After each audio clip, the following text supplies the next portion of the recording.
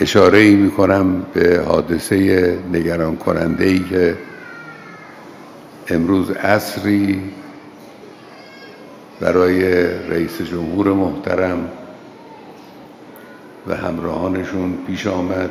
امیدواریم خداوند متعال به سلامتی کامل رئیس جمهور عزیز ما و همراهانشون رو به آغوش ملت برگرداند. دعا باید بکنیم، شما هم دعا کنید، همه دعا کنند سلامت این جمع خدمتگزار را که در رأسشون رئیس جمهور محترم و مغتنم قرار دارد، خدمتگزاری اونها و تلاششون برای کشور نعمت بزرگی است. امیدواریم خدای متعال این نعمت را از کشور سلب نکند. ولیکن مردم عزیزمون، چه شما که اینجا نشستید، چه کسانی که بعداً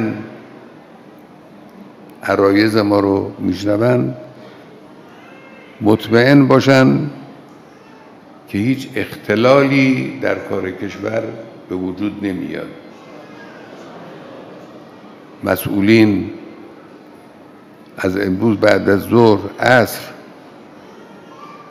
که خبر حادثه رو شنیدن، با جدیت چند برابری مشغول کارهای خودشون هستند. ما هم توصیه هایی که باید بکنیم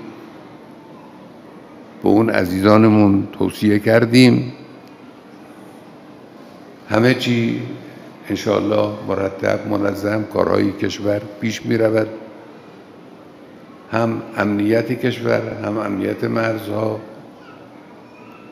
هم بقیه کارهایی که در سطح کشور به وسیله قوه مجریه باید انجام بگیرد انجام میگیره. مردم نگران نباشن، دلواپس نباشن. انشاءالله رئیس جمهور هم به دامن مردم، با آغوش مردم برمیگرده و کارها هم انشاءالله به بهترین وجهی به جریان میفته.